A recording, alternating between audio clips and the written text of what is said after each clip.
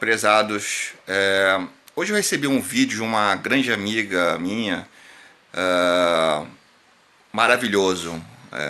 Bom, se você tem pai, tem mãe ainda vivo, ou tem um ou outro, ou se já não tem, ou se o papai do céu já levou os dois, ou um ou outro, principalmente se você tem filhos, principalmente na idade pré-adolescente, adolescente, aquela fase mais rebelde que para eles, como assim já foi para nós também, na maioria das vezes, pai e mãe são chatos por impor regras,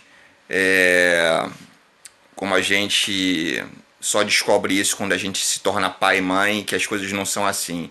Então queria pedir muito, mas muito, se vocês puderem assistir esse vídeo. Eu sei que ele é longo, são 12 minutos de vídeo, não sou eu que estou falando. É um depoimento de um rapaz sobre a relação com o pai dele. Não vou entrar em detalhes, mas eu queria que vocês, se vocês puderem, de coração assistam, vale muito a pena. E só um detalhe, quando vocês, durante o vídeo ou no final, deixem um lenço de papel, um lenço de pano mesmo, porque realmente é difícil não se emocionar. Então, por favor, assistam, ok? Muito obrigado a todos, boa noite. E aí, a única coisa que ela falou foi esperança. E é com essa palavra que eu começo a história que mudou completamente a minha vida e me trouxe até aqui. Era junho de 2013, minha namorada terminou comigo um pouco antes dos Dias dos Namorados. Eu saí do carro dela igual um zumbi. E a única coisa que vinha na minha cabeça era a voz dela dizendo: eu amo você. Cheguei em casa, contei para o meu pai, falei: pai, por que ela terminou comigo? Tem amor aqui dentro. E eu sei que tem amor dentro dela. E meu pai falou: meu filho, quando alguém entra na sua vida e depois de um tempo vai embora, pode ser qualquer coisa, menos amor. Construa uma nova história. Eu falei: pai, mas como é que começa isso? Ele falou: não se preocupe, todo começo vem de um final. E aquilo bagunçou a minha cabeça, porque eu comecei a lembrar que todos os meus namores começaram porque um terminou, eu só entrei no emprego porque a faculdade terminou, e aquilo deu um loop infinito.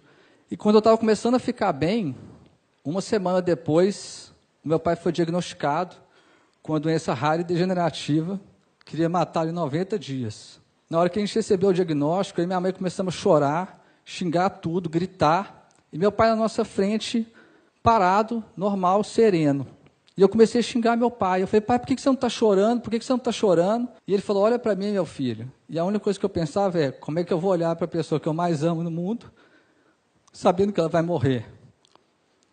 E eu não consegui olhar. E meu pai me segurou, falou: olha para mim. E aí eu olhei, e ele falou: se você soubesse que hoje era o último dia da sua vida, você ia passar ele chorando. E aí eu e minha mãe ficamos parados. E eu falei: pai, você não pode morrer. E ele falou: meu filho, todo mundo vai morrer. E eu falei: pai, mas todo mundo vai morrer. E a gente, o que a gente vai fazer? Ele só respondeu: viver. E foi isso que a gente foi fazer. A gente foi viver. Voltamos a fazer coisas simples, como almoçar juntos, ir ao cinema e jantar junto. Até que a doença começou a tentar impedir meu pai de viver. E tirou a capacidade dele de falar. Eu comprei um iPad, entreguei para ele, e ele começou a escrever. Tinha uma pergunta para mim e para minha mãe. Eu peguei o iPad e comecei a escrever. Entreguei para minha mãe, e a minha mãe começou a escrever. E meu pai começou a chorar, porque ele percebeu que a gente ia viver aquilo com ele. Se ele não falava, a gente não falava, a gente não ia abandonar ele. Aquelas conversas viraram lições de vida, porque eram conversas sobre o amor, sobre os inúmeros foras que eu tomava e continuo tomando, e sobre o amor que ele tinha com a minha mãe. Eu peguei aquelas conversas que viraram textos e publiquei num blog, e viralizou na internet. Milhões de pessoas liam os textos. Várias editoras do país me procuraram para publicar um livro. Eu nem sabia que meu pai escrevia e que o sonho dele era publicar um livro. Cheguei em casa correndo, falei: pai, nós vamos publicar um livro. E aí ele começou a chorar, tremer e engasgou. Eu corri e chamei minha mãe: mãe, papai está passando mal. E minha mãe veio correndo.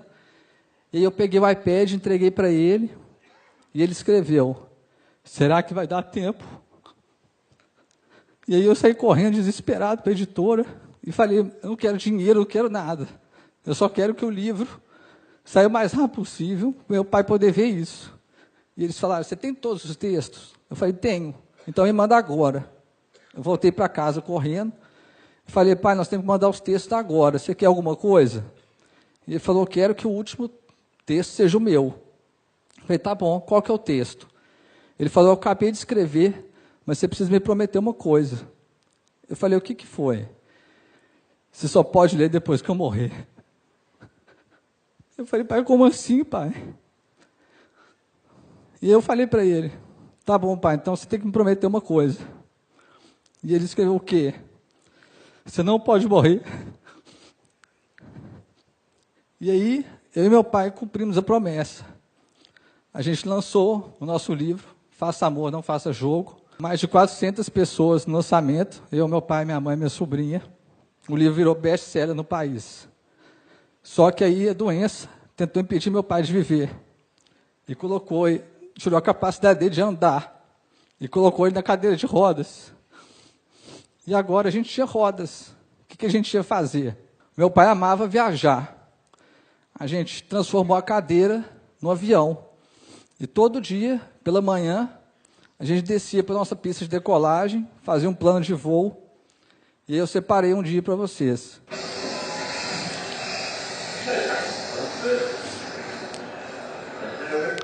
Eu não lembro se esse dia a gente estava para Nova Zelândia, foram muitas viagens.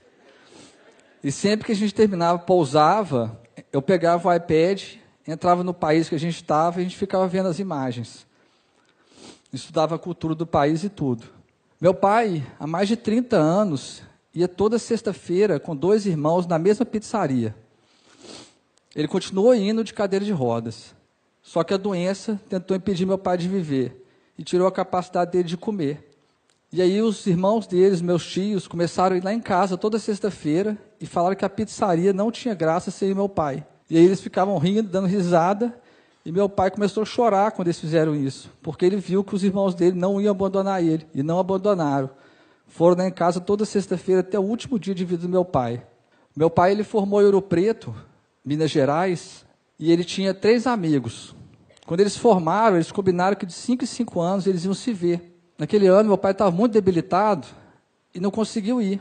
Os 3 amigos dele, cada formando, tem uma foto pregada na República. Os 3 amigos pegaram as fotos, os 4, pegaram a estrada, chegaram lá em casa de surpresa, pregaram as fotos no quarto do meu pai e falaram, a nossa República é a sua casa. E meu pai começou a chorar, e todo mundo começou a chorar, porque ele viu que os amigos dele não iam abandonar. E não abandonaram, trocaram 5 em 5 anos para 1 em 1 mês eles iam lá e faziam a nova festa da República. No dia 2 de julho de 2015, os meus pais completavam 46 anos de casado. Todo aniversário de casamento, os meus pais faziam isso aqui, ó. Eles dançavam. Naquele ano, meu pai não conseguia ficar em pé. E aí a minha mãe falou, busca cadeira de rodas. Eu falei, por quê, mãe? O que você vai fazer? E ela respondeu, eu vou fazer o que seu pai faria por mim. Eu busquei a cadeira de rodas e quando eu voltei para o quarto, a minha mãe estava abraçada com meu pai na cama. Eu cheguei perto para ajudar e ela falou, não precisa. E ela começou a tirar meu pai da cama, fazendo maior força, e meu pai não tinha força, não sei de onde que ele tirou, foi a última força que eu vi ele fazendo na vida, e a minha mãe conseguiu colocar ele na cadeira de rodas.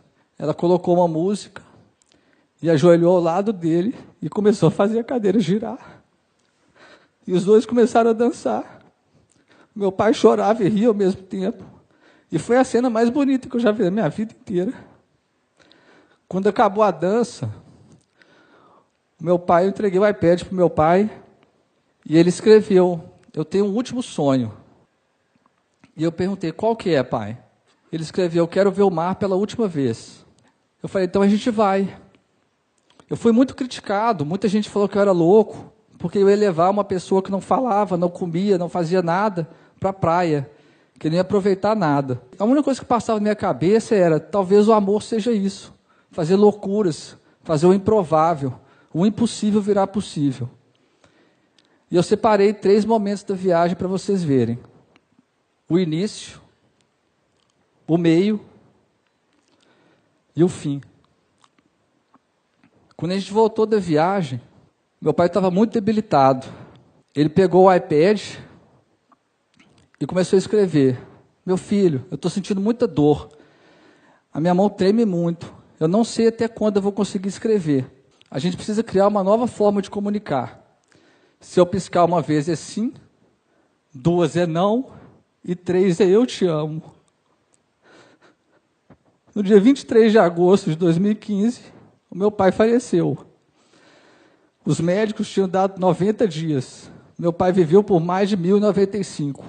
Eu resolvi contar um pouquinho dessa história aqui, porque eu vejo o mundo distorcendo, complicando demais as coisas. Fique com alguém que faz isso, que te dê aquilo. E todas essas regras e exigências são criadas pela cabeça. O amor é criado aqui dentro, no coração. O resto todo é ilusão. Eu vejo a sociedade exigindo demais status sociais, bens materiais, pedindo que os pais coloquem os filhos nas melhores escolas, nas escolas mais caras, que estudem 3 línguas, que as esposas sejam as melhores amantes, sejam bem-sucedidas.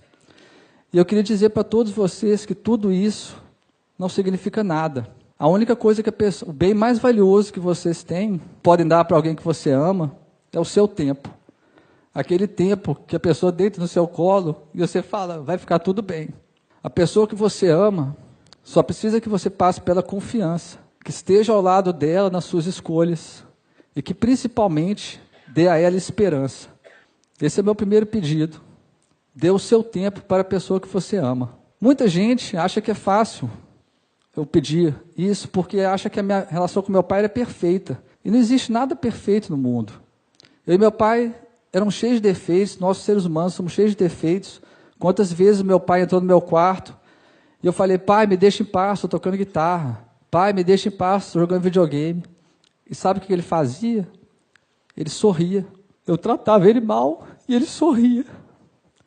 Ele rebatia a minha raiva, a minha paciência com amor. E foi isso que ele me ensinou. Quando alguém que a gente ama nos tratar mal, em vez de tratá-la mal de volta, dê o seu amor. Porque o amor é a única forma capaz de transformar o mundo e as pessoas. O meu pai me transformou. Ele me salvou. Ele nunca desistiu de mim. E esse é o meu último pedido. Nunca desista da pessoa que você ama. E agora, vocês devem estar querendo saber o que é o amor. Acreditar. Esse é meu enigma. A forma mais bonita que eu aprendi para deixar um pouco do meu amor dentro de todos vocês que estão aqui. Fique com Deus. Obrigado.